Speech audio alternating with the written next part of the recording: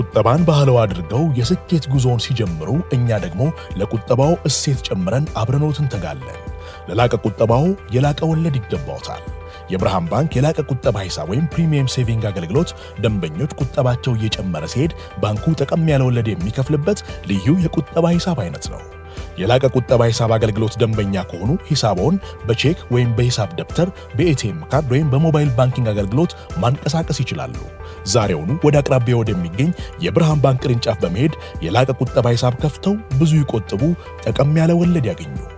ብርሃን ባንክ፣ እንደ ስማችን ብርሃን ነው ስራችን። የአታላንታና የቦሩሲያ ዶርትሙንድን ጉዳይ እንመልከት። ዶርትሙንድ እንግዲህ በሜዳ ያደረገውን ጨዋታ 2-0 አሸንፎ ነበር። ትናንትና ግን በቤርጋሞ የተደረገው ጨዋታ አታላንታ ይህን ውጤት መቀልበስ ችሏል። እንመልከተው ይህንን ጉዳይ። ያው ትናንት ዩቬንቱስ ከትናንት በስቲያ ኢንተር ወጥተዋል ከሻምፒየንስ ሊግ። ለአታላንታ ግን በጣም ጥሩ ምሽት ነበር ማለት ይቻላል። ድራማዊ ነገሮች የነበሩበት የመጨረሻ ደቂቃ ግብ የነበረበት ነበር። ናንሳዊን ጉዳይ ልክ ነው። ምሳ የቻምፒየንስ ሊግ የ2025 የቻምፒየንስ ሊግ አንደኛው የፍጻሜ ተፋላሚ፣ የ2024 አንደኛው የፍጻሜ ተፋላሚ፣ የ2023ም የፍጻሜ ተፋላሚ ያው ኢንተር ስለሆነ የሉ ቻምፒየንስ ሊግ ሁለተኛው ዙር ላይ እና ባለፉት 3 ሲዝኖች ፍጻሜ ተፋላሚ የነበሩ ቡድኖች ናቸው። አሁን በዚህ የቻምፒየንስ ሊግ ሲዝን ወደ ሁለተኛው ዙር ማለፍ ያልቻሉት፣ ወደ መጨረሻዎቹ 16 ቡድኖች መሸጋገር ያልቻሉት ቦሩሲያ ዶርትሙንድ ባለፈው ሳምንት በነበረው የሲግናል ኢዱና ፓርክ ጨዋታ ወይም በቻምፒየንስ ሊግ ጨዋታዎች ጊዜ እንደሚባለው በቬስትፋለን ስታዲዮን 2-0 አሸንፎ ነበርና የመልሱ ጨዋታ ላይ ስጋት አልነበረም ማለት ይቻላል። ምክንያቱም በሁለቱ ቡድኖች መካከል ከፍ ያለ የፐርፎርማንስ ልዩነት ስለነበር እና ደግሞ ሰሞኑን በእርግጥ በሳምንቱ መጨረሻ ከላይፕዚግ ጋር በተደረገ ጨዋታ 2-2 ተለያየ። በእርግጥ 2-2 የተለያየበትን መንገድ በአብዛኛው አዎንታዊ መልክ የሚሰጥ አይነት ነው። 2-0 ሲመራ ቆይቶ ነው 2-2 የተለያየው እና በላይፕዚግ ሜዳ ነው። ላይፕዚግ ብዙ መሪነት አሳልፎ የሚሰጥ ቡድን ቢሆንም በዚህኛው ሲዝን ግን ወደ ታችኛው ሳክሰን የሄደው መጫወት መቼም ቀላል ሆኖ አያውቅም እና በአብዛኛው በእርግጥ ከደር ክላሲከር በፊት የሳምንቱ መጨረሻ ላይ ይጫወታሉ። የነጥብ ልዩነቱ 6 ቢሆን ዶርትሙንድ ካሸነፈ 3 ላይ ያደርገው ይችል ስለነበር ያንን ጨዋታ ማሸነፉ የዋንጫ ፍክክር እንዲኖር በር ሊከፍት ይችል ነበር። ግን ከሞላ ጎደል ደስተኞች ናቸው ባሉበት የሁለተኛ ስፍራ ላይ እና ለዶርትሙንድ ጥሩ ሰሞን ነበር፣ ጥሩ ጊዜ ነው ከዛ የላይፕዚግ ጨዋታ በስተቀር። ግን እሱም ቢሆን እንደው የሚጠሉት ውጤት አልነበረም። የባለፈው ጨዋታ ላይ የሲግናል ኢዱና ፓርክ ባለፈው ሳምንት የነበረው ጨዋታ ላይ የታየው ልዩነት ግን አታላንታ 6 ተከታታይ ጨዋታ በሜዳው አሸንፎን የመጣው ጥሩ ፎርም ላይ ያለ ነው። ለቻምፒየንስ ሊግ ቦታ እየተጫወተ ያለ ነው። ከዩቬ በ1 ነጥብ ብቻ ነው የሚያንሰው። ለምሳሌ እነዛ ጨዋታ ላይ 0.7 ኤክስጂ 0.4 ኤክስጂ ብቻ የነበረው 3ቱን ታርጌት ብቻ የሞከረ ማጥቃቱ ችግር የነበረበት ደግሞ ትላንትና ወደ ጨዋታው ሲመጡ ምሳ ሻርል ደካቴላሬ አልነበረም። በጣም ወሳኝ ተጫዋቻቸው ነው። ጭራሽ ስብስብ ውስጥም አልነበረም። በነ ማንቸስተር ዩናይትድ ጭምር የሚፈልግ አማካይ ያላቸው ኤደርሰን የሚባል አማካይ እሱም ለቤንችነት ብቻ ነበር ፊት የነበረው እንጂ ጨዋታ ለመጀመር የሚያበቃ የጨዋታ ፊትነስ አልነበረውም። ስለዚህ እነዚህንም ወሳኝ ተጫዋቾቹን ሳይዝ ነው የራፋኤሌ ፓላዲኖ ቡድን የተጫወቱ። አሁን 3 የጣሊያን ቡድኖች በጣም መጥፎ ሽንፈት ደርሶባቸው ነው ወደዚህኛው ሳምንት ጨዋታ የመጡት። አታላንታ በዶርትሙንድ 2-0፣ ኢንተር በቡዶ ግሊምት 3-1 እና ዩቬንቱስ በጋላታ ሳራይ 5-3 5-2። ከዛ ኢንተር አላጠቃም ልል አልችልም። 14 ሙከራ አድርጓል፣ ግን ኢንቴንስ አልነበረም። እንዴት እንደዚህ አይነት ካምባክ ስቴጅ እንደምታደርጊ ሁለቱ ቡድኖች ናቸው ትላንትና ያሳዩት። መጨረሻ ላይ ዩቬ አልተሳካም። ያው ረጅም ጊዜ በ10 ተጫዋችም ስለነበር እኔ ለነገሩ ወደ 30 ደቂቃ ውስጥ ሲገቡ እንደማይተርፉ አውቄያለሁ። ዩቬንቱሶች መገመት ይቻላል። ለ3-4 ተከታታይ ጨዋታ በ10 ተጫዋች እየተጫወች ከዛ በኋላ ተጨማሪ 30 ደቂቃን መቋቋም የማይቻል ያስታውቅ ነበር። እድል ነበራቸው ስቲል ጄግሮቫ ቢያስቆጥረው ኖሮ። ግን አታላንታ ትላንት አሳይቷል እንዴት የ2-0 ማርጂን ሲኖር ጨዋታ እንደምትጀምሪ። ኢንቴንሲቲው ይወስዱ የነበሩት የማጥቃት ሪስክ እኔ አንድ የሚሰጣቸው ጥራት ያለ ይመስለኛል። ዶርትሙንድን ስትሆኚ ለምን በሙሉ ልብ ታጠቂያለሽ? 2-0 አሸንፈሻል። ስለዚህ የበለጠ ሼፕ የመጠበቅ በባክ ፋይፍ ለመጫወት ነው የመጣው አሰልጣኝ ኒኮ ኮቫች። ከተቻለ በመልሶ ማጥቃት ግን በተቻለ መጠን አታላንታን በሆነ የእጅ ርቀት ይዞ ለመገደብ መሞከር እና የሆነ የምትከላከይ ውጤት አለ። በሙሉ ልብ አንዱንም ነገር ግን አታደርጊም። ጎል ማስቆጠር አለብሽ ብትሺ፣ በአብዛኛው መከላከል አለብሽ ብትሺ፣ ጨዋታ መቆጣጠር አለብሽ ምናምን። ግን ለአታላንታ አሳይመንቱ ግልጽ ነው፣ ማጥቃት። ሌላውን ነገር ብዙ ኮንተምፕሌት አታረጊ፣ ሌላው ነገር ብዙ የምታሰላሲ አይመስለኝም። በእንደዚህ አይነት ሁኔታ ተሸንፈሽ የምትመጪ ከሆነ ውጤቱን ለመቀልበስ የሚኖርሽ ብቸኛው እድል በሙሉ ኃይልና ልብ ማጥቃት መቻል ነው እና ትላንትና አሰልጣኙ ራፋ ፓላዲኖ ይህንን ያደረገው ከጨዋታው የመነሻ ደቂቃ ጀምሮ በሚገርም ኢንቴንሲቲ ነው አታላንታ ያጠቃ ነበረው፣ በሚገርም ኃይል። ያውም ቅድም እንዳነሳሁት አንዳንድ ቁልፍ ተጫዋቾችን በትላንትናው ጨዋታ ላይ የሚያጎድሉ ተጫዋቾችን ሳያሰልፍ ወደ ጨዋታው መጥቶ እና በጣም ጥሩ አሰልጣኝ ነው። የፊዮረንቲና አሰልጣኝ ነበር። በቅርብ ጊዜ ጣሊያን እግር ኳስ ካፈራቸው አሪፍ አሰልጣኞች መካከል አንደኛው ነው። የጋስፔሪኒ ደቀ መዝሙር ተብሎ ኢቫን ዩሪች ነበር የተተካው። የእሳቸውም ደቀ መዝሙር ሊባል ይችላል ይሄኛውም ራፋኤል ፓላዲኖ፣ ምክንያቱም በጋስፕ ስር ሰልጥኖ ስለሚያውቅ። ፔርካሲ ጨዋታው ካለቀ በኋላ በቅርብ ጊዜ ከዓለም ቤስት አሰልጣኞች መካከል አንዱ እንደሚሆን እርግጠኛ ነኝ ብለዋልና የሚገርም የማጥቃት ዲዛይን ነው የነበረው። በጣም ትልልቅ የጎል እድል ፈጠረ ለማለት ያስቸግረኛል። በመጀመሪያ አጋማሽ ግን ግሪጎር ኮቤል የቦሩሲያ ዶርትሙንድ የመጀመሪያ አጋማሽ ቤስት ተጫዋች ነበር። የዶርትሙንድ ግብ ጠባቂ ማለት ነው። በግብ ጠባቂውን ቢዚ ማድረግ ከቻልሽ ማጥቃትሽ በጣም ጥሩ ነው ማለት ነው እና እዚህ ይሄንን የሚያግዘው አንድ ነገር ደግሞ በጊዜ ጎል ማስቆጠራቸው ነው። ትላንትና ጂያንሉካ ስካማካ ነበር እንግዲህ የአታላንታ 9 ቁጥር ሆኖ ጨዋታውን የጀመረው። ገና በ5ኛው ደቂቃ ነው አታላንታ ጎል ያስቆጠረው። አሁን እዚህ ጋር የአንድ ተጫዋች የቅዠት ምሽት ይጀምራል ማለት ነው። የሬሚ ቤን ሰባይኒ ሞንፔሊዬ በነበረበትም ጊዜ ወደ ጀርመን ከሄደ በኋላ ለሞንቼ ግላድባህ እና ለዶርትሙንድ ለአልጄሪያ ብሔራዊ ቡድንም ሲጫወት የግራ ፉልባክ ወይ የግራ ዊንግ ባክ ሆኖ ነው የሚጫወተው። እዛ ቦታ ላይ በማጥቃት ጥሩ ነው፣ ክሮሶቹ በጣም ጥሩ ናቸው። በመከላከል አሳምኖኝ አያውቅም። አንድ ጊዜ ሁሌ እንደዛ ነው ሬሚ ቤን ሰባይኒ። አሁን የመሀል ተከላካይ አድርገውታል። ሌላ ዊንግ ባክ ነው የሚጠቀሙት፣ እሱ የመሀል ተከላካይ ሆኖ ነው የሚጫወተው። ትላንትና ደግሞ ኒኮ ሽሎተርቤክ አልነበረም፣ ቤንች ላይ ብቻ ነው የነበረው። በጣም ጥሩ ተጫዋች ነው። ቤንች ላይ ሆኖ ቀይ ካርድ አይቷል ትላንት። ኒክልስ ዙለ ጭራሽ አልነበረም። ስለዚህ ምርጫ አልነበረውም አሰልጣኝ ኒኮ ኮቫች እና ባክ ስሪውን ስታይ መጨረሻዎቹን 3 ተከላካዮች ቫልደማር አንቶን ብቻ ነው ስፔሻሊስት ተከላካይ እንጂ ኤምሬ ቻን አማካይ ነው መደበኛ ቦታው። ይጫወታል ተከላካይ አውቃለሁ፣ ግን አውት ኤንድ አውት ተከላካይ አይደለም። እና ሬሚ ቤን ሰባይኒ ሌላኛው ስቬንሰን እና ሪየርሰን ናቸው ሁለቱ ዊንግ ባኮች። ከዚያ የመጀመሪያው ኳስ ወደ ሳጥን ሲመጣ ሊቶ ይችል ነበር፣ ምክንያቱም ከጀርባው ስቬንሰን ነበር። ግን ኳሱን ክሊር ለማድረግ ሞከረ፣ ራሱ ቀድሞ ለመንካት ሞከረና በቀጥታ ለስካማካ ነው ያዘጋጀው ኳሱን። ስካማካ ባዶ ጎል። የዶርትሙንድ የአታላንታ የመጀመሪያው አጋማሽ ኤክስጂ 0.9 ነው። አብዛኛው እዚህ ጎል ላይ ነው ማለት ሃይስት ኤክስጂ ቫልዩ ያለው ጎል ነው። ግን ለዛ እንዲመች ያደረገው ሬሚ ቤን ሰባይኒ ነው። አራቱም ጎሎች ላይ በአራቱም ጎሎች ምንድነው ክራይም ሲን ውስጥ አለ ይሄ ልጅ። እረፍት ከመውጣታቸው በፊት ነው ሁለተኛውን ጎል የአታላንታ ተጫዋቾች ያስቆጠሩት። የመጀመሪያ አጋማሽ ከማብቃቱ በፊት የመጨረሻው ደቂቃ ላይ በጣም በመጥፎ ሰዓት ወደ መልበሻ ክፍል ከመግባታቸው በፊት የሁለቱንም የመልበሻ ክፍሎች ስሜት የሚቀይር አታላንታ በ45 ደቂቃ ውስጥ እኩል የሆነበትን ጎል አስቆጠረና ዳቪድ ዛፓኮስታ የቀድሞ የቼልሲ ተጫዋች ነው ጎሉን ያስቆጠረ። በጣም ጥሩ ነበር። እኔም ስንት አመት እንደሆነ እርግጠኛ ማየት ሼክ ማድረግ እችላለሁ፣ ግን በዚህ እድሜው ያለው አትሌቲሲዝም የሚገርም ነው።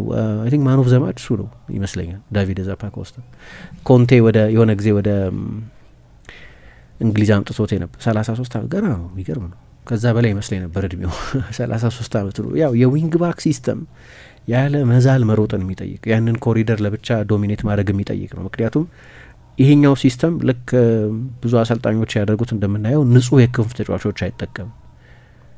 ስለዚህ በአብዛኞቹ ተጫዋቾች ሴንትር 2-10 ቁጥር ነው። ዜሌቭስኪ እና ሳማርዳዚች ናቸው ሁለቱ የአታላንታ 10 ቁጥሮች።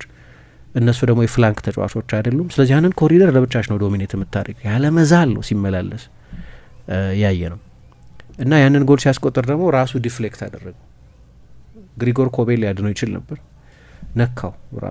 ራሱ ላይ ያስቆጠረ ጎል ልትዩ አትችይም፣ ግን የኳሱን ትራጀክተሪ ወይም አቅጣጫ የቀየረ ነበር። 2-0 ሆነ። አታላንታ እየመራ ወደ መልበሻ ክፍል ሄዱ። ከረፍት ሲመለሱ ሶስተኛው ጎል ተቆጠረ በአታላንታ አማካኝነት። የሁለቱ አጋማሽ አንደኛ አሰልጣኝ ኒኮ ኮቫችም ለውጦች ማድረግ ጅሮ ነበር፣ ግን ለውጦቹ ከመስራታቸው በፊት ነው ማሪዮ ፓሳሊች ሌላ የቀድሞ የቼልሲ ተጫዋች ዣፓኮስተም የቀድሞ የቼልሲ ተጫዋች ነው። ይሄኛው ልጅ ማሪዮ ፓሳሊች ብዙ አልተጫወተም በእርግጥ ለቼልሲ። እሱ ጎሉን ሲያስቆጠር እዚህ ጋር ያው እንደ ሌሎቹ ጎሎች ዋናው ተጠያቂ ልታደርጊው የምትችል አይመስለኝም፣ ግን በኃላፊነት መጠን ይለያይ እንጂ አራቱም ጎሎች ላይ ተሳትፎ ነበር። አሁን እንግዲህ አነስተኛ የኃላፊነት ድርሻ የምንሰጠው ለሶስተኛው ጎል ነው፣ ግን ቤንሳባይኒ የኳሱን ፍጥነት ሚስጀጅ አድርጎታል ክሮስ የተደረገበትን ሁኔታ እና ለብቻው ኃላፊነት ሊወስድበት አይችልም፣ ግን የመሀል ተከላካይ ነው እንዲያሸንፈው የምትጠብቂው አይነት ኳስ ክሮስ ነበር። ምንድነው ሰቨን ሰርክል ኦፍ ሄል የሚሉት አለ፣ የሆነ በቃ ኃይለኛ ሲኦል ውስጥ እንደመገኘት አይነት ማለት ነው። በጣም መጥፎ ነበር።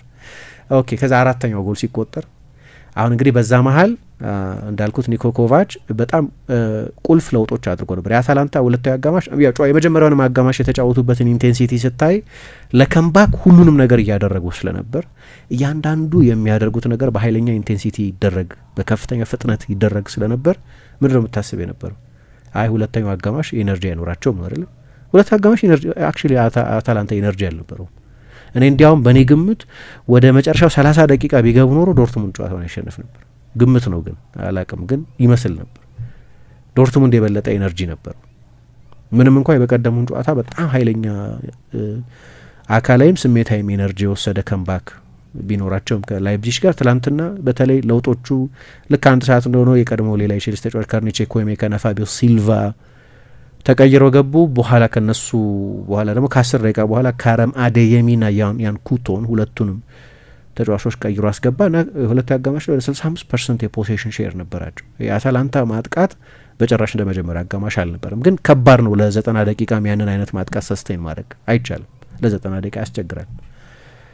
አሰልጣኙ ለውጦቹን አድርጓል። ምናልባት መጥፎ ነገር ከሆነ 57ኛው ደቂቃ ላይ ነው የፓሳሊጅ ጎል የተቆጠረው፣ አሰልጣኙ 60ኛው ደቂቃ ላይ ነው ለውጦች ያደረገው። ስለዚህ አዘጋጅቷቸዋል፣ እናያቸዋለን በቴክኒክ ስፍራው ላይ፣ ግን ትንሽ ሌቱ። ዞሮ ዞሮ ዶርትሙንድ አንድ ጎል እስካስቆጠረ ድረስ እኩል ነው የሚሆኑት። አንድ ጎል ነው ዶርትሙንድ የሚፈልገው ቢያንስ ወደ አቻነት ወደ ፓሪቲ ለመመለስ። ካረም አዴየሚ ያንን አደረገ። አሁን እኔ እዚህ ጋር ኒኮ ኮቫችን የምጠይቀው ጥያቄ ባገኝ እሱን 2-0 እየመራች ነው አይደል? በአውሮፓ ከቤስት የመልሶ ማጥቃት ተጫዋቾች መካከል አንደኛው ነው ካረም አዴየሚ። 100 ሜትር በ10 ሰከንድ የሚሮጥ የሚገባ ልጅ ነው።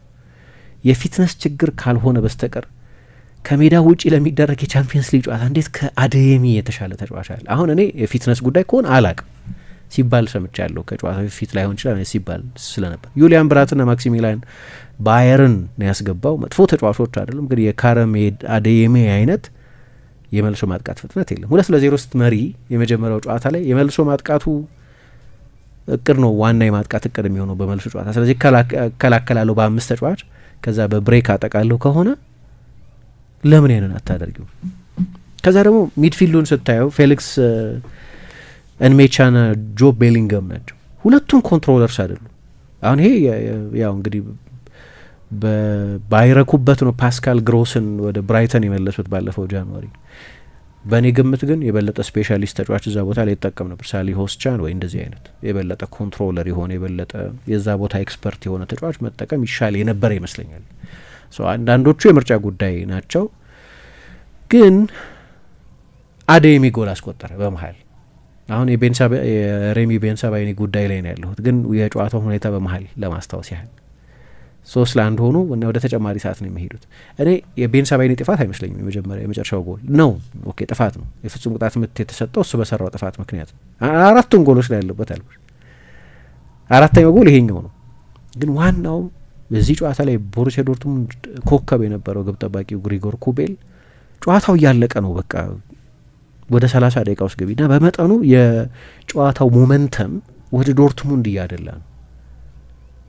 3-0 ነበር፣ 3-1 ሆነዋል። ጥሩ ሁኔታ ላይ አይደሉም፣ ግን መጥፎ ሁኔታ ላይ አይደሉም። ከዛ አታላንታ ፊዚካሊ ተዳክሟል፣ ምንም ጥያቄ የለው። በዛ ሰዓት እንዴት እንደዚህ አይነት ሚስ ጃጅመንት የሚገርም ስህተት ነው የሰራው። ከዛ ኳሱ ተመጣ ክሮስ ተደረገ እና ቤንሳባይኒ ያንን ጥፋት ምንድነው ሃይቡት የሚሉት ነው። ኳሱን አግኝቶታል። ኳስ ማግኘት ብቻውን ግን በቂ ጀስቲፊኬሽን አይደለም። በዛው ልክ የኒኮላ ክሪስቶቪችንም ጭንቅላት አግኝቶታል። ማግኘት ብቻ ሳይሆን ደምቶ ሁሉ ሕክምና ሲደረግለት ሁሉ አየን እና የፍጹም ቅጣት ምት ከመስጠት ውጭ ሌላ ነገር ሊያደርጉ አይችሉም። አርቢትሩ ያንን ኢሜጅ ካየሻ የሚከራከሩ ሰዎች አሉ። ለእኔ የተጫዋችን ሴፍቲ ኢንዴንጀር የሚያደርግ ምንድነው እነሱ የፌሎ ፕሮፌሽናል ወይም የሌላ የስራ አጋርን ጤና አደጋ ውስጥ የሚጥል አይነት ክሊራንስ ነው። ኳሱን ማግኘት ብቻውን በቂ ጀስቲፊኬሽን አይሆንም።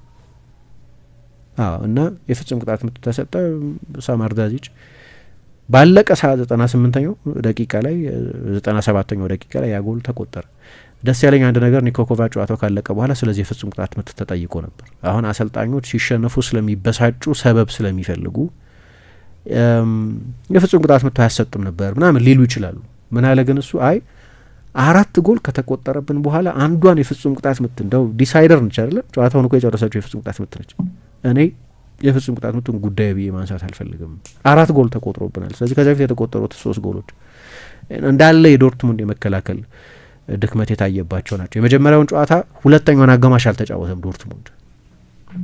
እዛም ጨዋታ ላይ ችግር ነበር። አታላንታ በቃ ጥሩ አልነበረም።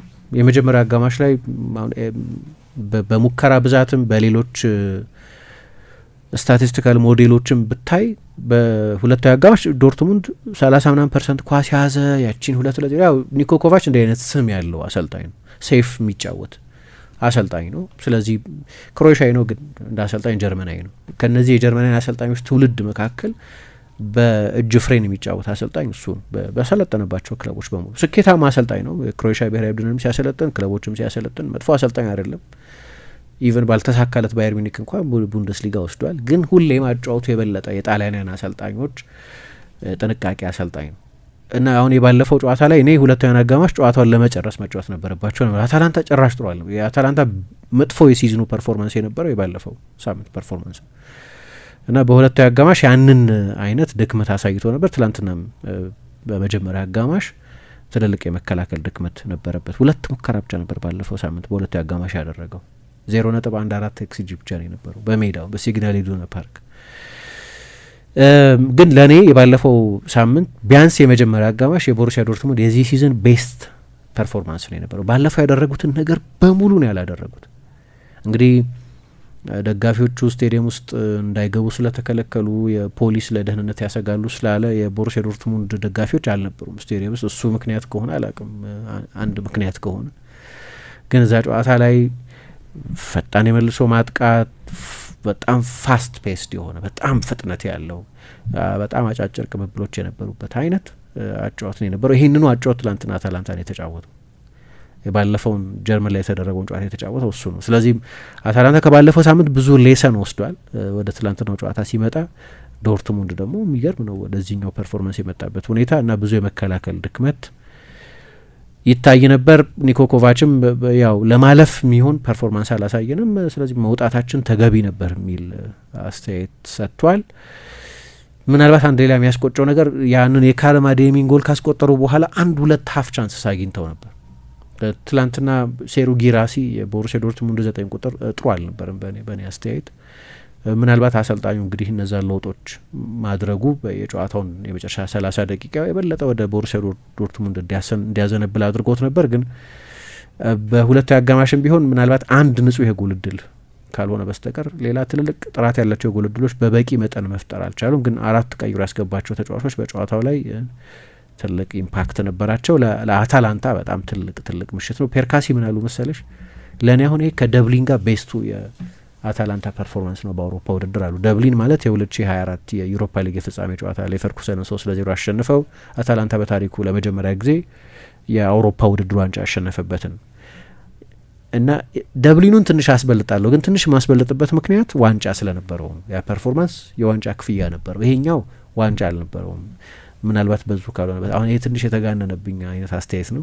ደስ እንዳላቸው አውቃለሁ። ግን ትልቅ ከምባክ ስለሆነ ደግሞ ለምን ያን እንደሚናገሩ እረዳለሁ። እና አታላንታ ሌላኛውን የራት ሱሪ ወደ ሁለተኛው ዙር አልፏል። ከአርሰናል ወይ ከባየር ሚኒክ ጋር ነው የሚጫወተው ቀጥሎ። ቁጠባን ባህለው አድርገው የስኬት ጉዞውን ሲጀምሩ እኛ ደግሞ ለቁጠባው እሴት ጨምረን አብረኖት እንተጋለን። ለላቀ ቁጠባው የላቀ ወለድ ይገባዎታል። የብርሃን ባንክ የላቀ ቁጠባ ሂሳብ ወይም ፕሪሚየም ሴቪንግ አገልግሎት ደንበኞች ቁጠባቸው እየጨመረ ሲሄድ ባንኩ ጠቀም ያለ ወለድ የሚከፍልበት ልዩ የቁጠባ ሂሳብ አይነት ነው። የላቀ ቁጠባ ሂሳብ አገልግሎት ደንበኛ ከሆኑ ሂሳቦን በቼክ ወይም በሂሳብ ደብተር፣ በኤቲኤም ካርድ ወይም በሞባይል ባንኪንግ አገልግሎት ማንቀሳቀስ ይችላሉ። ዛሬውኑ ወደ አቅራቢያ ወደሚገኝ የብርሃን ባንክ ቅርንጫፍ በመሄድ የላቀ ቁጠባ ሂሳብ ከፍተው ብዙ ይቆጥቡ፣ ጠቀም ያለ ወለድ ያገኙ። ብርሃን ባንክ፣ እንደ ስማችን ብርሃን ነው ስራችን።